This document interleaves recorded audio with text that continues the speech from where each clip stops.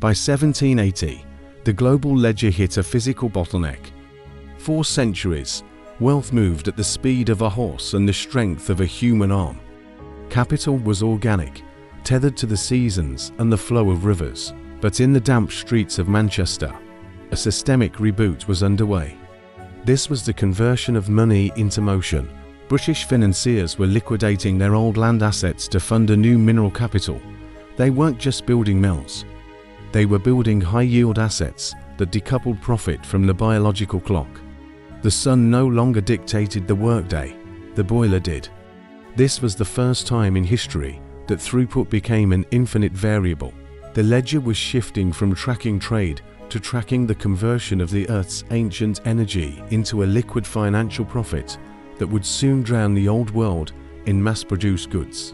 The Manchester machine was the first time capital achieved a 24-hour cycle of production, creating a gap between the old wealth and the new that was impossible to bridge. Every systemic upgrade needs a developer, and James Watt was the engineer who found the bug in the old Newcomen engine. It was an energy leak, a machine that consumed more value in coal than it produced in work. Watt's invention of the separate condenser was the patch that unlocked the machine's true ROI. He moved the world from atmospheric pressure to mechanical force. But an invention is not an asset until it is financed.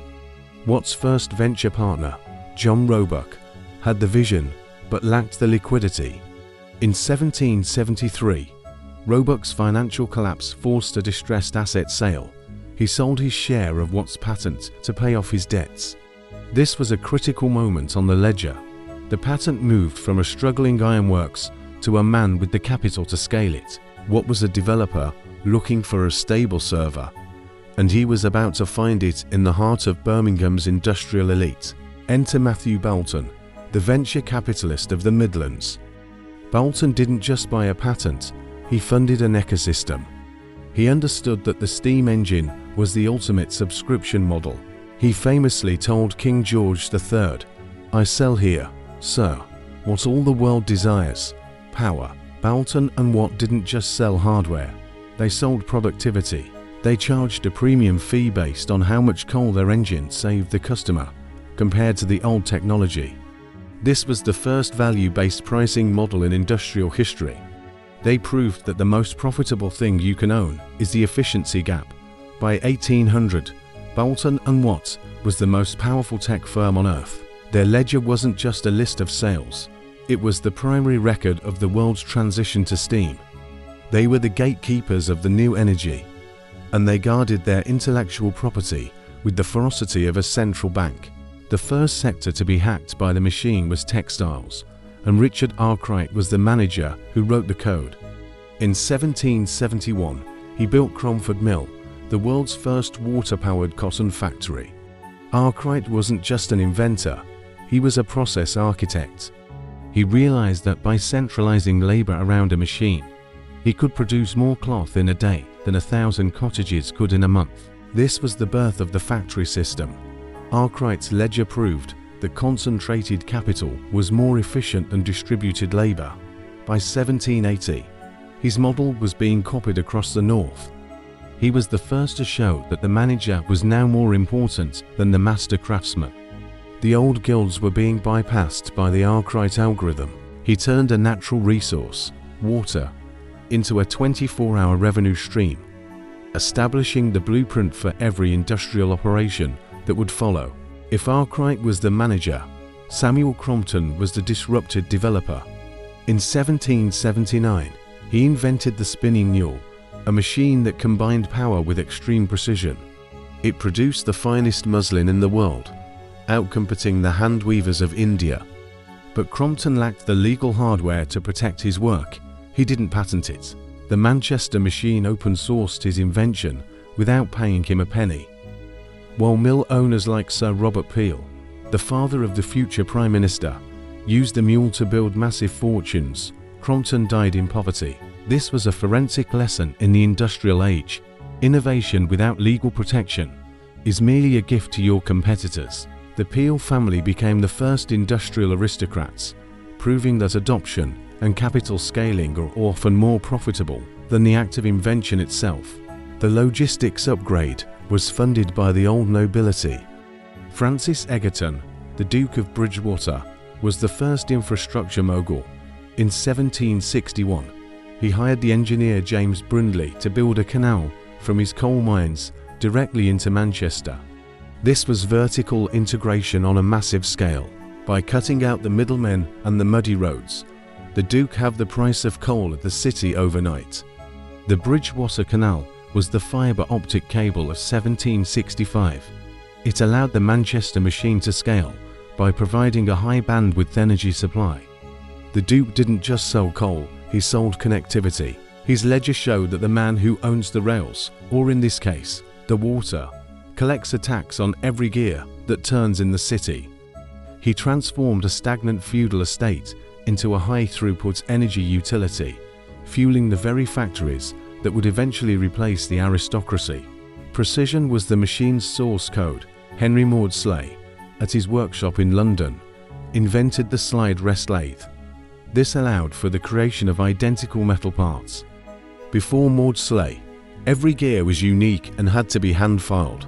After Maudslay, every gear was standardized. This was the birth of interchangeable parts. Maudslay trained a generation of system engineers, including Joseph Whitworth, who would later standardize the screw thread for the entire world. They were the ones who allowed the machine to reproduce. By making tools that could make other tools with mathematical precision, they created the first recursive growth model. The ledger was no longer limited by the skill of a single blacksmith. It was now backed by the infinite scalability of the precision machine. They had created the standard that would allow the machine to conquer every industry on the planet. Where did the money come from? It was the recycling of empire. The dividends from the VOC, the East India Company, and the New World plantations were being refinanced into Manchester by men like Nathan Meyer Rothschild. Rothschild realized that the Industrial Revolution was creating a massive liquidity demand. He didn't build factories, he built the financial rails that connected them to the global markets. The House of Rothschild became the primary dealer for the new industrial state. They moved capital from the old, volatile colonial trade into the predictable ROI of the machine assets. Nathan's ledger was the first to track the velocity of capital across the entire continent. He was the one who ensured that when a Manchester mill needed cotton or iron, the credit was there to make it happen. He turned the Industrial Revolution into a global portfolio, managed with surgical precision. By 1810, the Manchester machine reached its peak under firms like Connell and Kennedy.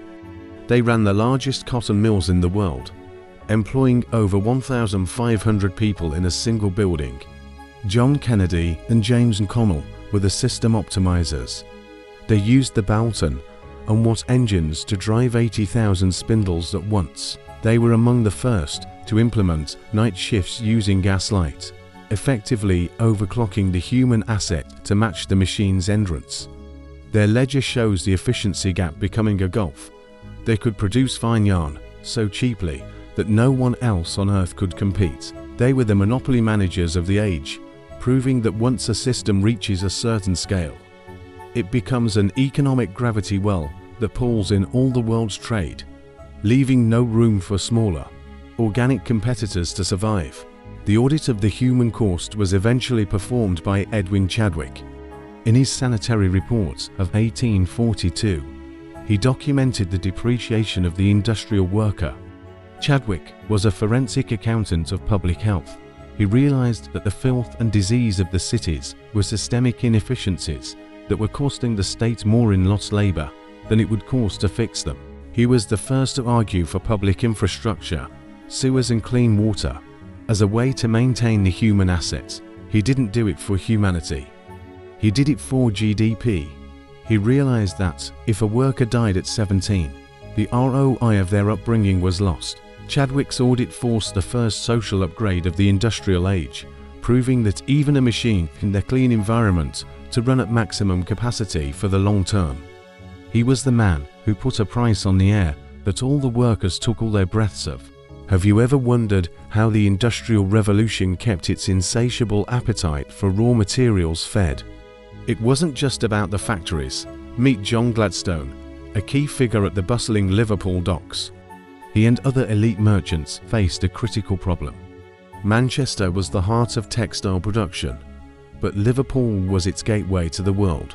They realized that the entire system's efficiency depended on how quickly they could move cotton from ship to factory. This wasn't just about building bigger docks. It was about creating the world's first modern logistical buffer. Gladstone and the Liverpool Dock Committee understood a crucial concept. If cotton sat idle on the docks for even an hour, the profitability of the entire national machine plummeted. They developed a logistics protocol for the 19th century. The goal: maximize turnover speed. Every crane, every worker, became a vital part of a high-speed conveyor belt, connecting the Americas to the steam-powered mills of northern England. Gladstone's ledgers proved that logistics was the invisible multiplier of industrial capital. By 1820, this relentless focus on efficiency made Liverpool the most advanced port on the planet, ensuring the economic engine never stalled. The human input for the machine was provided by the Enclosure Acts. This was a systemic liquidation of the common land. By fencing off the open fields, the British Parliament, dominated by the landed elite, effectively uninstalled the peasantry from the soil. This wasn't just property law. It was a labor migration script. Families who had lived on the land for centuries were forced into the urban vacuum of the factory towns. They were the raw human material for the new centers of production. This created an infinite supply of cheap labor, ensuring that wage inflation stayed near zero while productive output skyrocketed. The ledger showed a massive asset transfer. The land was consolidated for the few, and the people were consolidated for the machine. This was the enforced mobility that the Dutch had pioneered, now scaled to a national level by the British state to feed the Manchester machine. The Manchester machine required a new financial architecture. Traditional merchant banking wasn't designed for long-term capital assets like a 10-story brick factory. This was the birth of industrial finance, led by houses like Baring Brothers. Alexander Baring realized that a factory was a time-based asset. He began to offer long-term credit based on the productive capacity of the machine and than the personal honor of the merchant. This led to the invention of the depreciation schedule, the forensic realization that a machine wears out over time and must be replaced. This was the first time time and entropy were priced into the capital model. The bank was no longer just a vault. It was a partner in production. The ledger was now predicting the life cycle of the hardware, ensuring that the system always had the reinvestment capital to upgrade before the competition hit a wall. The market entry strategy from Manchester was price predation. Because steam power was so much cheaper than human hands, British cloth could be shipped 10,000 miles and still undercut the cloth made in the next village. This was economic disruption on a planetary scale. In India, the East India Company used its political clout to ensure their machine-made goods faced no tariffs, while Indian handmade goods were taxed out of existence. This was forced market integration. The ledger showed that the comparative advantage of the machine was so great that it could bankrupt entire civilizations from across the ocean. Manchester wasn't just selling cloth. It was exporting its costs and importing the world's liquidity. They were replacing the diverse craft of the East with the uniform standardized product of the North, turning the world into a captive market for the Manchester machine. Have you ever thought about what really kicked the Industrial Revolution into high gear? It wasn't just about what happened inside the factory. It was about getting those goods out. In 1829, something incredible happened. The power of the Manchester machine left the factory floor and jumped onto the rails. This was the moment George Stephenson's rocket locomotive stunned everyone at the Rainhill trials. It proved that steam could do more than just spin a spindle. It could move products across the entire country. Think of it as a massive bandwidth upgrade for the whole economy. The railway became the hard drive of the industrial system. enabling the high-speed distribution of everything from coal to cloth, and people too. Suddenly, the world felt smaller. For a banker, this was a game-changer. A railway line was a high-utility asset that dramatically sped up the velocity of capital. The faster a bolt of cloth reached a port, the faster that profit could be put back to work, fueling more growth. The old way of thinking in annual returns was over. Now, it was all about daily momentum. The railway was the physical manifestation of machine logic, a straight line of progress, cutting through the landscape with pure financial precision. To run the machine 24 hours a day, the British had to upgrade the environment. This was the birth of gaslighting, invented by Boulton and Watt's chief engineer, William Murdoch. Derived from coal, gas was the first utility asset. It allowed the factory to defeat the night. This was a massive efficiency hack. By doubling the available hours of production, without increasing the factory's footprint, the ROI of the Manchester machine doubled again. But the social cost was high. The night shift was the birth of total temporal colonization. The worker's life was now fully subsumed by the machine's schedule. The ledger showed maximized asset utilization, but the human asset was burning out at twice the speed. Gaslight was the blue screen of the 19th century, a way to keep the system running long after the biological body should have rested. The hidden history of the machine is the story of recursive optimization. The profits of the first generation of factories were reinvested into chemistry and physics. The Manchester Loop was now funding its own R&D. They discovered synthetic dyes from coal tar and new alloys for stronger boilers. This was the birth of the chemical industry. They were no longer relying on natural resources like alum. They were synthesizing their own inputs. This was total systemic independence. The machine was now building its own food and its own tools. The ledger recorded a shift from resource extraction to material engineering. This was the deep code of industrial power, the ability to create value out of nothing but information and energy. This recursive loop meant that Britain was now gatekeeping the future of technology, turning the factory into a laboratory. Not everyone accepted the systemic upgrade. The Luddites, led by the mythical Ned Ludd, were the first anti-system movement. They weren't anti-technology. They were anti-extraction. They realized that the machine was redistributing the wealth of the skilled craftsman to the owner of the capital. They attacked the hardware to halt the software. The British state responded with sovereign force. They made frame breaking a capital offence, punishable by death. This was the defence of the machine. The state and the bank were now indistinguishable. The ledger would be protected by the musket. This was a clear signal to the world. The rights of capital were now superior to the rights of labour. The machine was too big to fail, and any bug in the system, including human descent, would be deleted by the state. To maintain social license, the new elite invented industrial philanthropy. Robert Owen built New Lanark, a model village that was an upgrade to the company town. This was systemic soft power. By providing better housing, schools, and shorter hours, Owen was reducing the friction of the working class. He realized that a maintained asset lasts longer than a broken one. This was the start of human resource management. Owen wasn't doing it out of kindness alone. He was doing it to prove that a socially stable factory was more profitable in the long term. He was patching the social code to ensure the machine could continue to run without revolution. The ledger now included social overhead, a small price to pay for the continued extraction of global wealth through the power of steam. As Season 3, Episode 1 closes, the Manchester machine has conquered the land and is moving into the sea.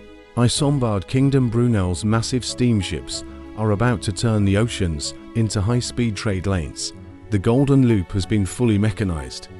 But the system is about to face its greatest data challenge. A new family is rising in the shadows of the Napoleonic Wars, a family that understands that information is the fastest machine of all. We have seen the hardware of steam. Next, we see the software of the Rothschilds. The money trail is moving from the factory floor to the courier's horse. I'm Edward Tarling, and this is the hidden history. Subscribe for Episode 2, The Rothschild Hack. The receipts are moving at the speed of news. Follow the money into the heart of the first global news network.